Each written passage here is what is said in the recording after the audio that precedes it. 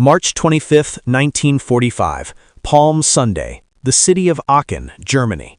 The war was supposed to be over in this part of Germany. The Americans had captured the city months ago. The rubble was being cleared. A new mayor, Franz Oppenhoff, had been appointed by the U.S. Army to bring peace.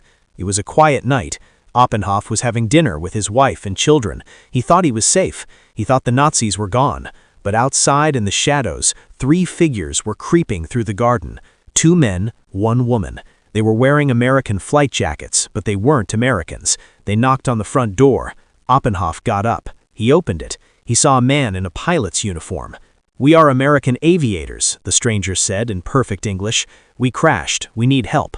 Oppenhoff was a kind man. He stepped forward to help, but then he saw the eyes of the woman standing behind the man. They were cold, dead. The stranger pulled a pistol with a silencer from his jacket. Oppenhoff fell, shot in the head, murdered in his own hallway.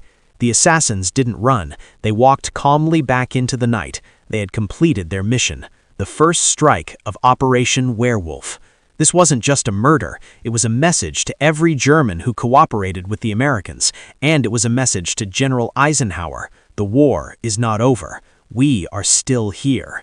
This is the true story of the Nazi werewolves, Hitler's secret army of assassins, spies, and fanatics, and the brutal, relentless manhunt the Americans launched to wipe them out.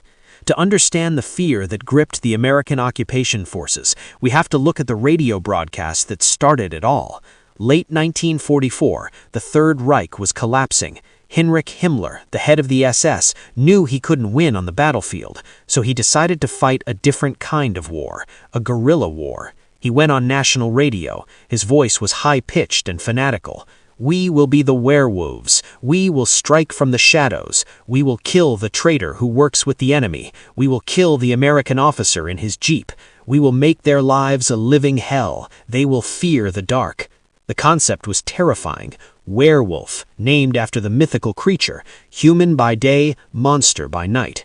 Himmler ordered the creation of secret bunkers hidden in the Black Forest. He ordered weapons to be buried. He recruited the most fanatical boys from the Hitler Youth and the most ruthless girls from the League of German Girls. He told them, "You are the resistance. You will fight until the last breath."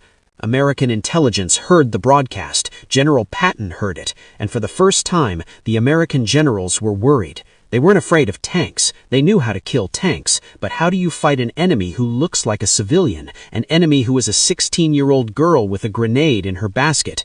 Aachen was the first major German city to fall to the Allies. It was a symbol. If the Americans could make Aachen peaceful, they could rebuild Germany. They chose Franz Oppenhoff as the mayor. He was a lawyer, a Catholic. He hated the Nazis. He was the perfect man to lead the new Germany. But in Berlin, Joseph Goebbels, the propaganda minister, was watching. He was furious. He declared Oppenhoff a traitor to the fatherland. He ordered a femur, a secret tribunal. They sentenced Oppenhoff to death. But how to get him? Aachen was deep inside American territory. It was guarded by tanks and MPs. They needed a special team, a suicide squad. The SS selected their best young killers. The leader was Herbert Wenzel, a hardcore SS officer. But the key to the plan was a 22-year-old girl, Ilse Hirsch. She was a leader in the League of German Girls. She knew the area around Aachen. She was fanatical. She was willing to die for Hitler. And she looked innocent. Who would suspect a pretty young girl walking down the road? The team was trained in sabotage, silent killing, and American slang. They were given a captured B-17 Flying Fortress bomber. On the night of March 24th, the plane flew over the American lines. The assassins jumped. They landed in the woods near the Belgian border. They buried their parachutes. They put on their disguises, and they began to walk toward Aachen. They passed American checkpoints. Ilse Hirsch smiled at the American guards. The GIs, lonely and tired, smiled back. They let her pass. They didn't know she had a map of the mayor's house in her pocket. The night of the murder was carefully planned. They cut the telephone wires to the mayor's house. They watched the patrols. When Wenzel pulled the trigger and killed Oppenhoff, it sent a shockwave through the Allied command. The next morning, the American military police found the body. They found the cut wires. They realized this wasn't a random crime. It was a professional hit.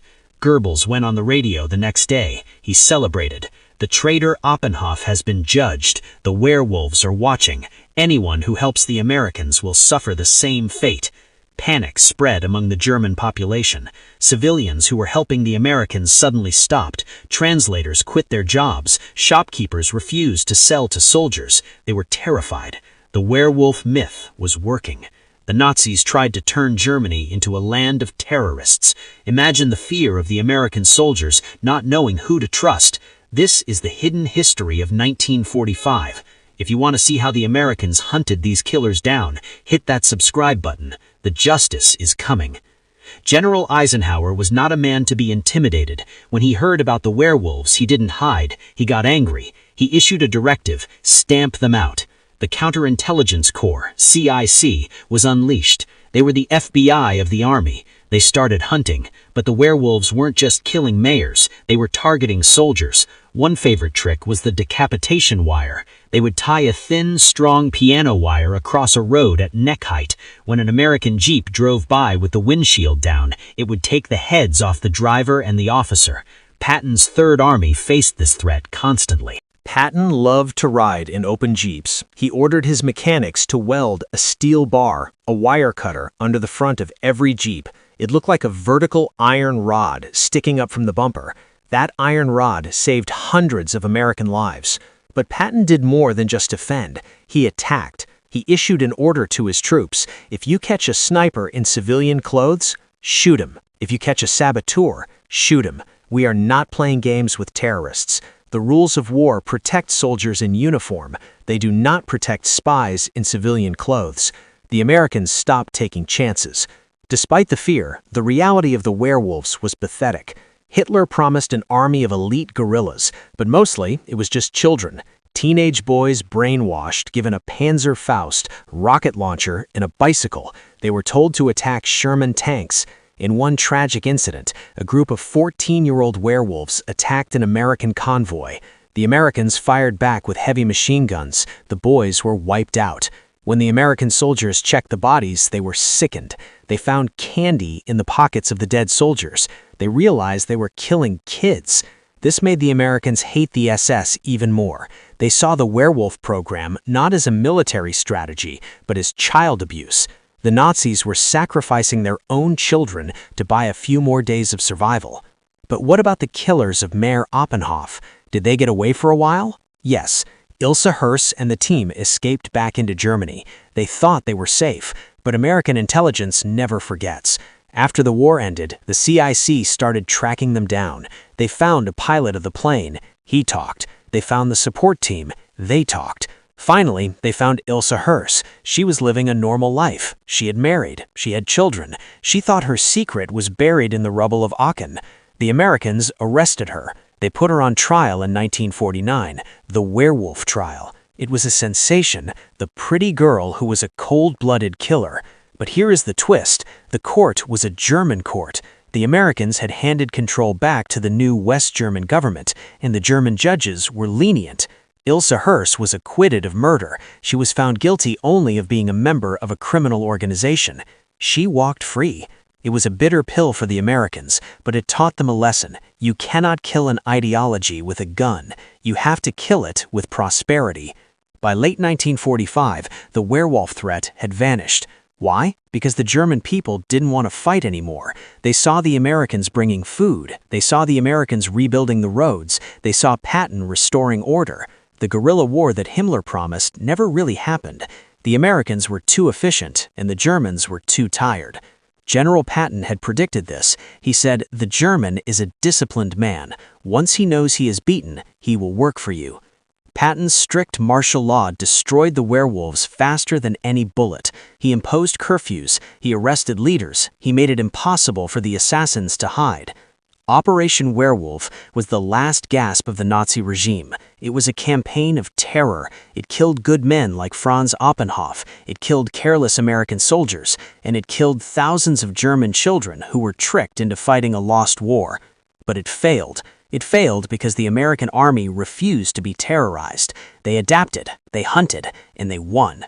Today, if you look at a vintage World War II Jeep and you see that strange metal bar welding to the front bumper, you know what it is. It is the scar of the werewolf war. a reminder of the time when the enemy wasn't an army, but a ghost in the woods. The female assassin, Ilse Hirsch, was never punished for her role in the murder. Do you think justice was served, or did she get away with it? Let me know your thoughts in the comments. Thanks for watching.